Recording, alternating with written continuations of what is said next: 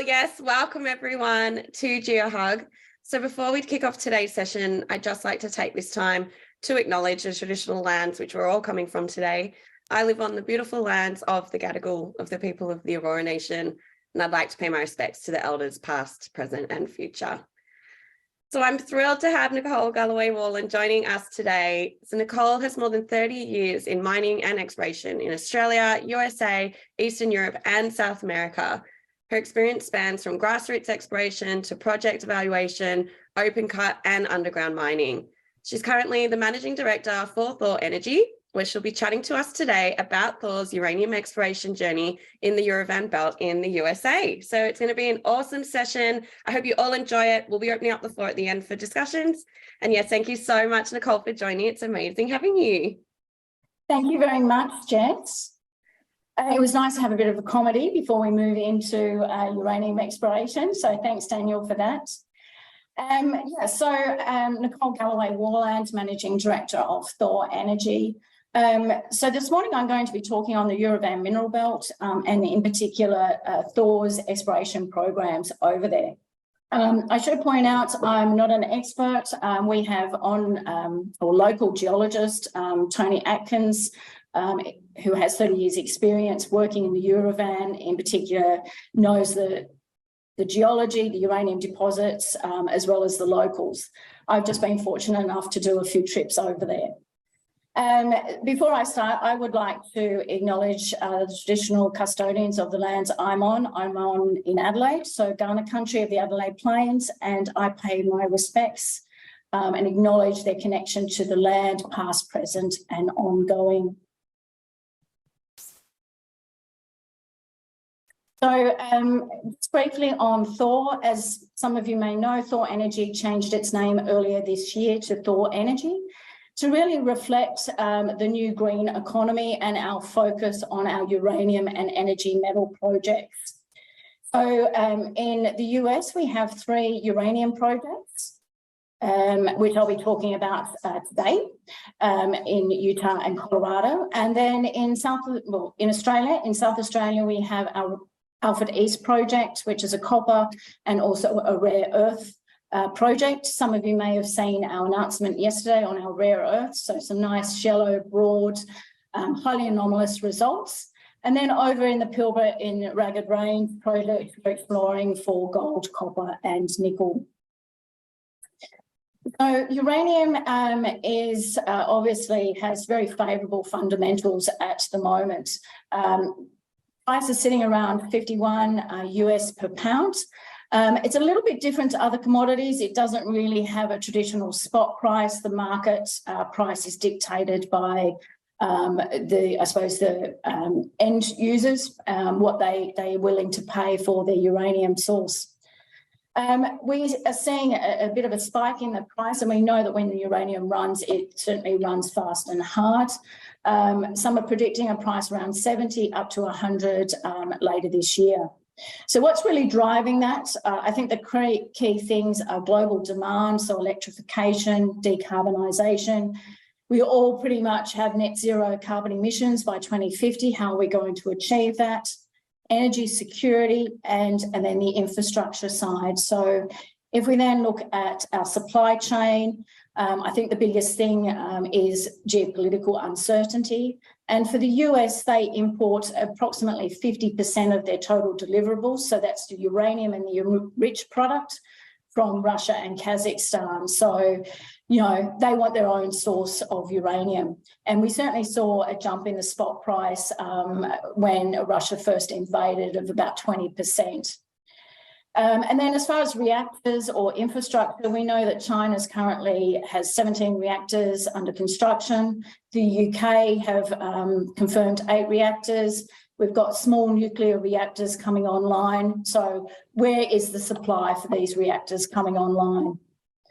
If we just look at the US and where Thor's exposure is, as I mentioned, the geopolitical side of things, the US very much want their own national supply security, and they now have policies in place to stop their import from Russia. They are the biggest consumer of uranium, just under 30%, and they are about 30% nuclear energy.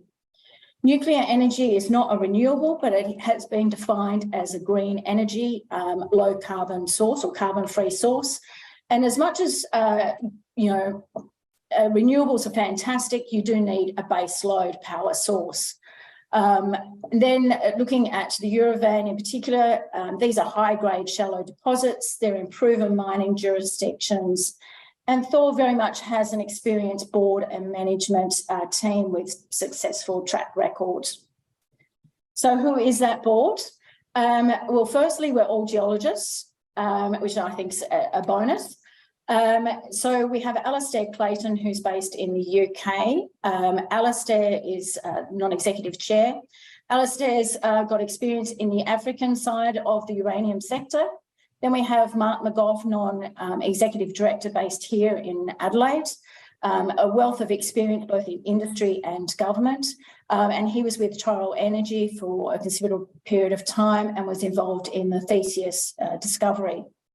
And then myself, I worked in the uranium industry with Uranium SA during what's called the Renaissance period, from about 2004 through to 2011. And I was involved in the Sandfire uranium discovery here in South Australia, and that's now being progressed or developed by Alligator Energy. So we all have a background in uranium and the development expertise. So it really was a bit of a no-brainer to pursue these projects. So if we move on to the Uravan Mineral Belt, before I start talking about it, I just wanted to just briefly describe the photo. This is a photo I took standing at our Wedding Belt project at Rimrock. You can see the beautiful fluvial sediments.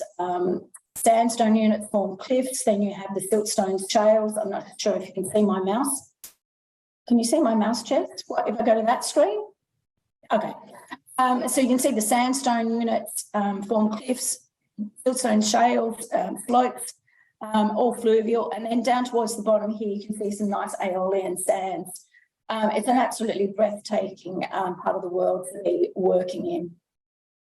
So, pardon me, the Uravan Mineral Belt was defined by the Geological Survey back in the 1950s, probably a little bit out of date, but it is an elongated area of high-grade, close-spaced deposits located on the boundary of Utah and Colorado. I should point out that there's numerous deposits outside in the adjacent areas. So if you were now drawing that Uravan belt, you would extend it much further out. So Thor have 2 projects here. We have 2 smack bang in that Uravan belt, our Radium Mountain and our Wedding Belt project. And then we have our Vanadium King project up to the north, and these are all 100% owned by Thor in our US subsidiary companies.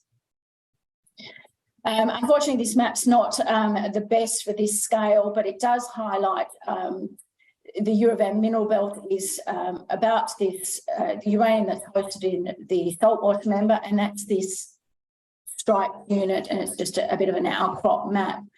So carnotite was first discovered in this area back in 1881 by a gold explorer wanting to know what this yellow substance was.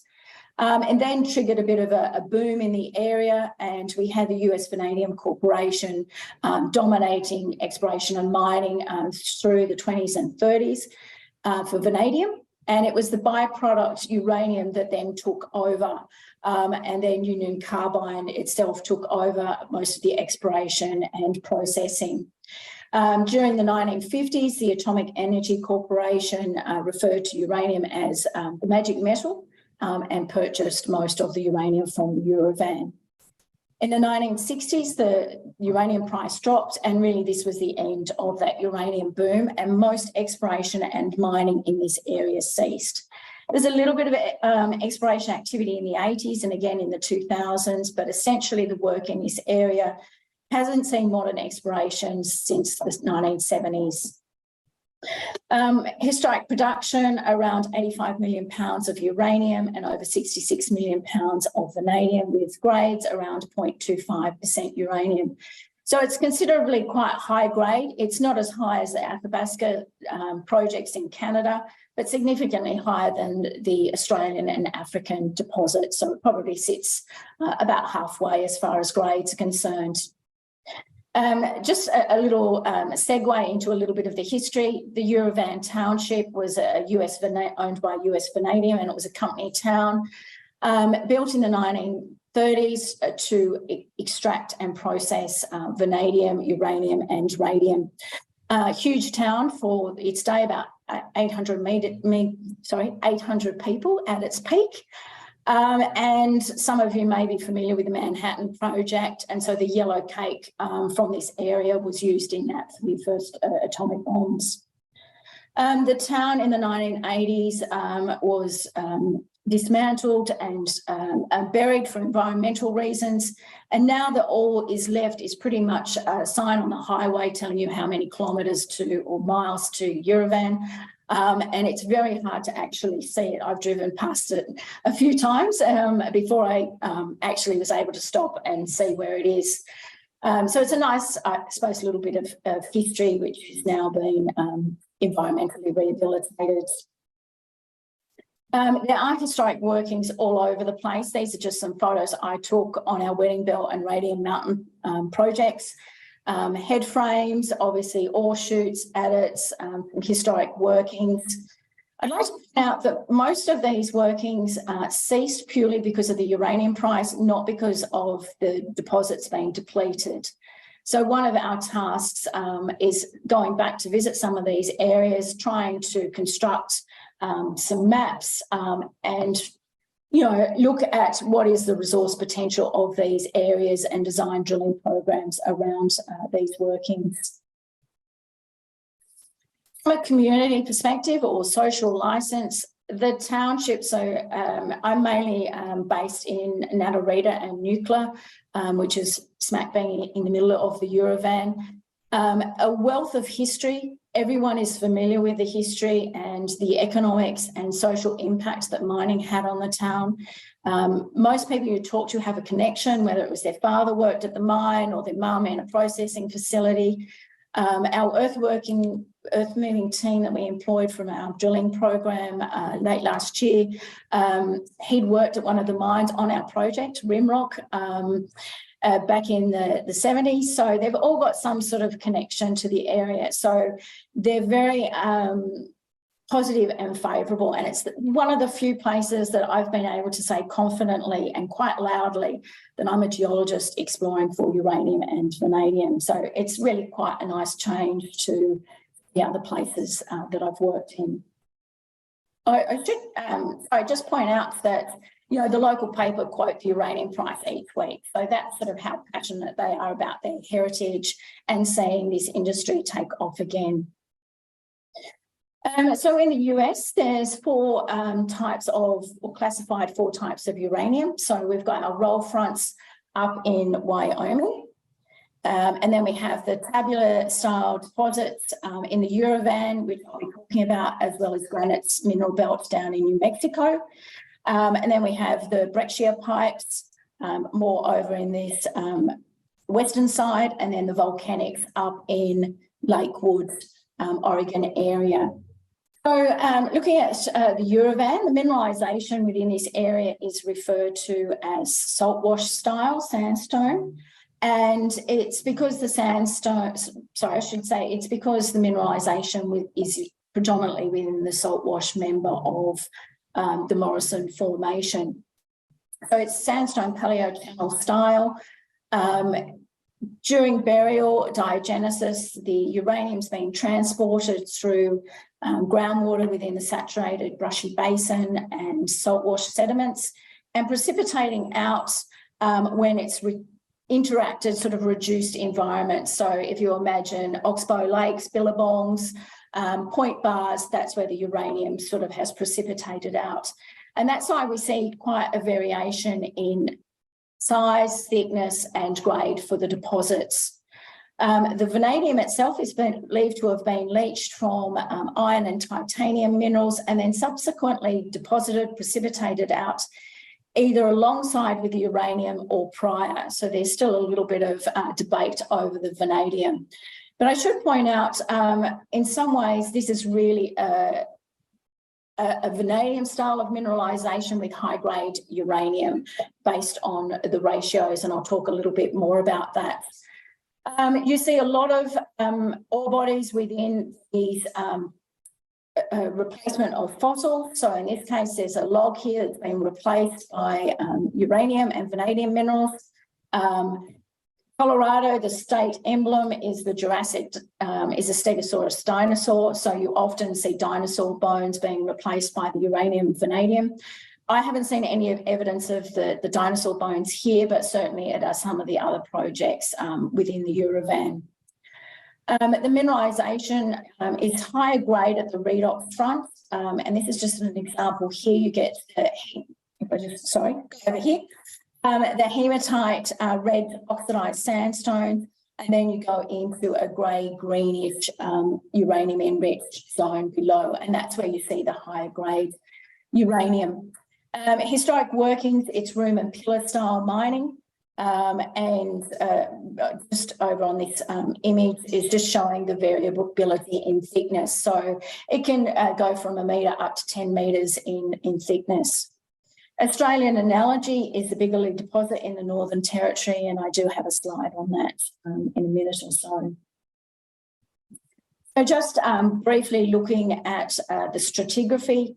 So the mineralisation, as I pointed out, is in the Abruzzi Basin and Saltwash members, predominantly in the third rim of the Saltwash member of the Morrison group.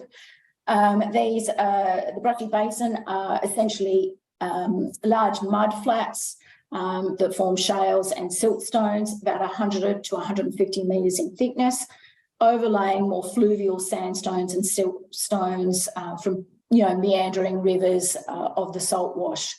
And those fluids were flowing, or waters were flowing in an easterly direction, and the Saltwash member is about 100 metres thick.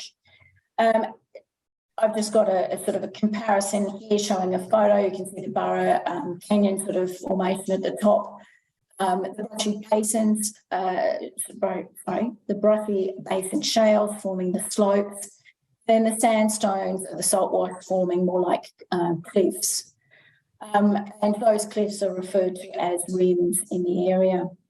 The other thing I wanted to point out here is this is just a photo of groundhog, and you can see that there's, if I go to this image screen, sorry, some historic workings in the lower unit of the Abruzzi Basin and the upper unit of the Saltwash. Then the mineralisation, my mouse is, extends down to the lower level. So from our point of view, we are targeting the whole Saltwash formation, not just that third rim, until we really understand the area that we're working in. So these are tabular style deposits, generally stacked in nature. A few metres to kilometres in lateral extent, variable thickness, as I mentioned, and grade. I didn't realise the lateral extent until I was able to go to some of the other workings in the area, in particular the LaSalle operation by Energy Fuels. And their operation extends over 9 kilometres, and you can literally drive that 9 kilometres with the uranium, vanadium ore seam that visible on the side. It does pinch and swell, but it's there for the whole 9 kilometres, and their deposits are outside that as well. So if anything, that's about potentially a 15-kilometre zone of that mineralisation. Uranium predominantly sits in uraninite and coffinite, and also in oxidised tellurite and carnotite. Little photo there.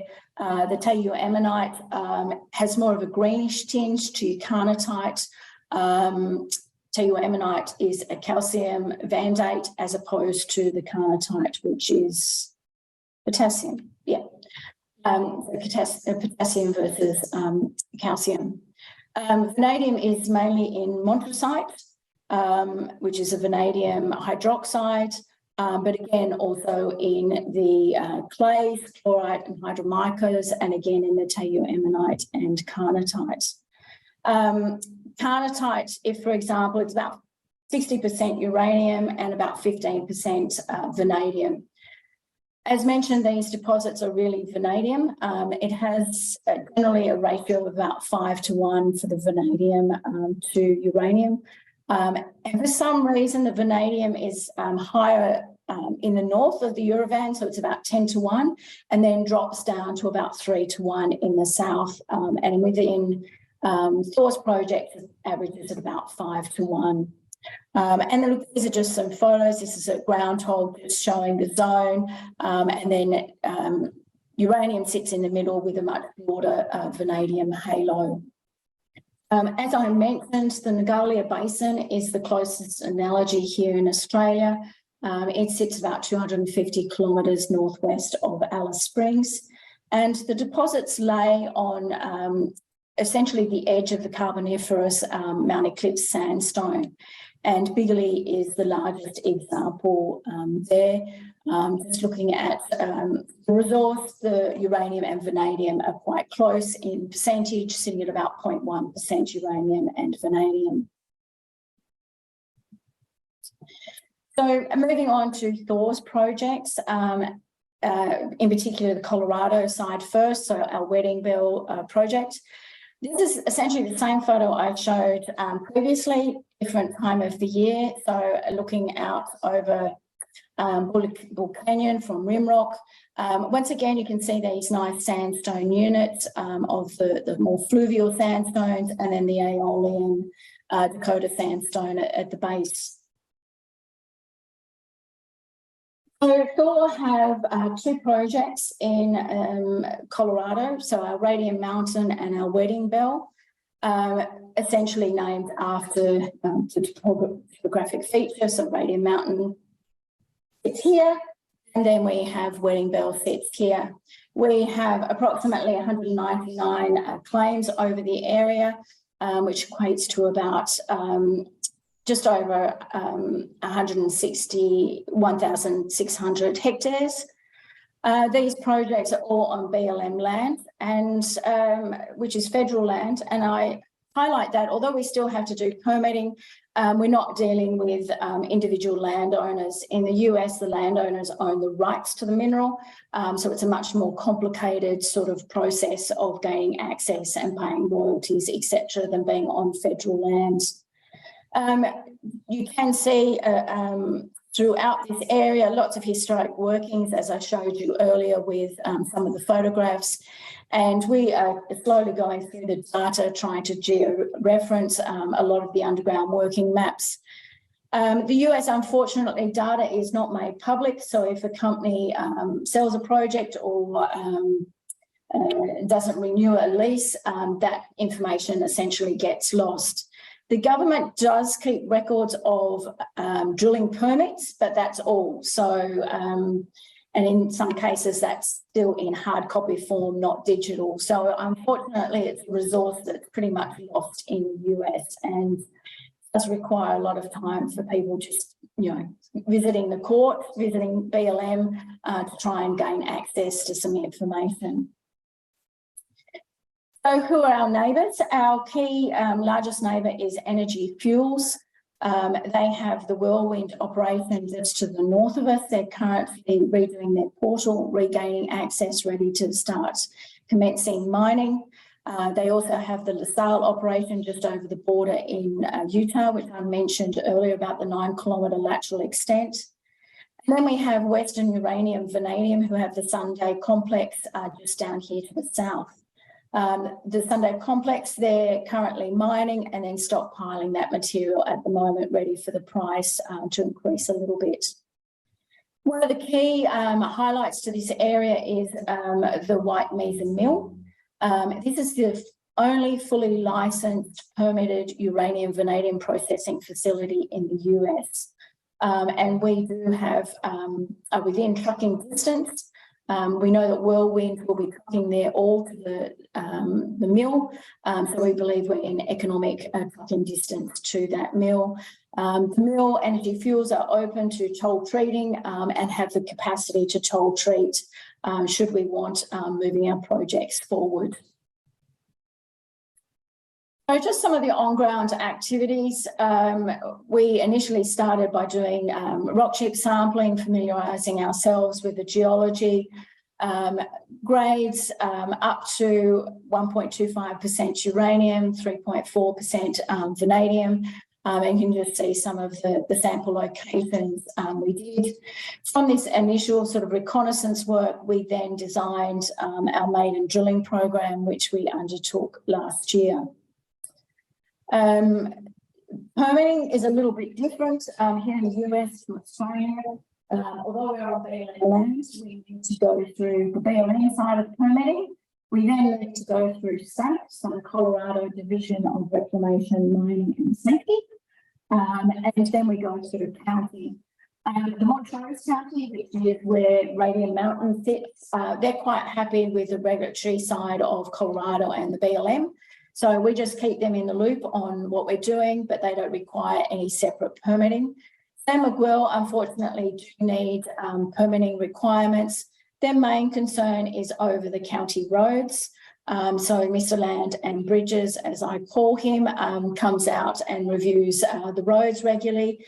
And we need to have permits in place for the various drilling equipment that we may need to bring into the project.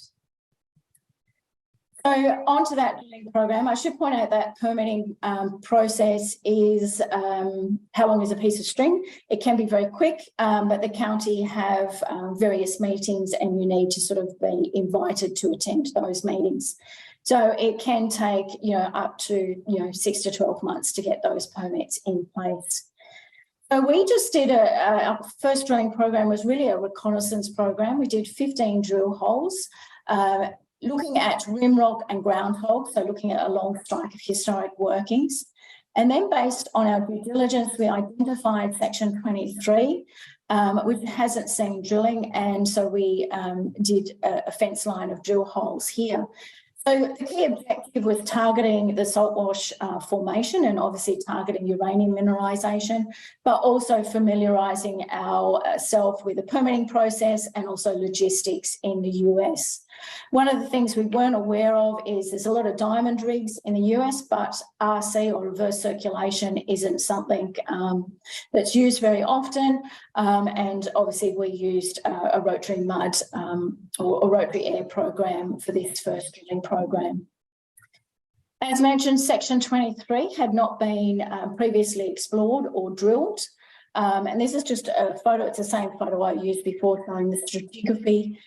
We're essentially standing at section 23 on the Brothy Basin Tails and looking towards the southwest, and you can see the ground hog operation or historic workings in the distance.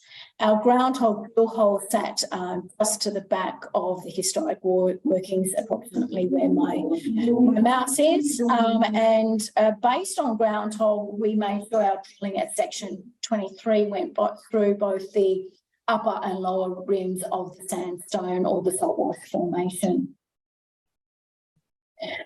So our drilling program, we were very excited and encouraged by the results. We got up to 0.5 metre of 0.5% uranium at ground hog, which was quite pleasing. Most of the holes were around the 500 ppm up to a rim rock around 700 ppm. And at section 23, we did intercept reduced sandstones with uranium mineralisation. So looking forward to getting back on the ground there and doing some more infill holes. So after the drilling, we did the downhole gamma, which is what the EU308 refers to. But we also selected a few samples to go off to the laboratory as just a bit of a cross-reference, but also to gain our vanadium results.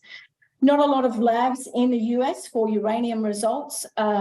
We initially sent most of our samples to ALS in Reno. Unfortunately, they were too high a grade, so then had to go to Canada, to Vancouver. So this took, instead of being, say, a 2-month turnaround, took several months to get those results. And then some of our samples that were over 0.3 millisieverts had to go to Hazen Laboratory in Denver. Unfortunately, Hazen is not it is a commercial lab, but it's not really set up for exploration drilling. So hence only a small batch went there, and also very expensive. The vanadium results were very exciting and very good in that they highlighted the uranium mineralization, or I should say validated our downhole gamma, and also showed a much broader vanadium-rich halo around those uranium intercepts. Just a bit of a log or geological section here. Hole 12 unfortunately collapsed, so we weren't able to do downhole gamma, but we did essentially a twinned hole a few metres nearby on the same drill pad. And you can see that they correlated quite well with the assays versus the downhole gamma, both in reduced sandstones and getting a kick in the uranium and vanadium. So we were very pleased with this first part of drilling and look forward to getting back on the ground and doing follow-up work. Quickly over to our Vanadium King project. As you can see, the geology is a little bit different here. We're on Menkos shales within the Cretaceous. It's very flat, so great easy access for drilling. And you can see the La Salle mountains off in the distance. So essentially the geology is the same as what we had over at Wedding Belt and Radium Mountain. We just have a layer of Cretaceous over the top. This project is a little bit more greenfield. We have some historic oil wells in the north, which had uranium kicks at a depth of about 117 metres, and they intercepted about 375 ppm uranium and up to 500 ppm uranium. We will be going back in this area and doing a bit more work and hope to be on the ground drilling later this year. I should point out you can actually see it in this image, but just to our west of the map is the Thomas uranium and Yellowcat uranium historic working. So we are close to a lot of other workings in the area with uranium in that Saltwash formation. So just moving on to our scheduled on-ground activities for this year. Obviously, we're doing a lot of reviewing of the data and desktop work, but in the next month, we'll be flying some airborne magnetics and radiometrics. Magnetics will pick up just a few of the key structures, but the radiometrics is what we're looking at to pick up some new areas that may not have been tested previously and that we may not identify. We know the radiometrics may get a little bit noisy around some of the old workings, but it's more the new areas that we'll be looking for. And that'll be conducted over all 3 projects. As mentioned, we'll be continuing to georeference some of the historic workings so we can look at resource potential around these workings, particularly rim rock and Beirut and groundhog. We'll be doing follow-up drilling at section 23, rim rock and groundhog. And the permitting process has commenced for that next phase of drilling. And then over at Vanadium King, based on the results from that radiometrics, we anticipate being back on the ground drilling there this year. A little bit different to Colorado, we only have to deal with a BLM in this particular area, so it will be a much faster drilling permitting process over at Vanadium King. So a lot of activities planned for this year and looking forward to getting back on the ground and drilling there. Cool. So thank you all very much.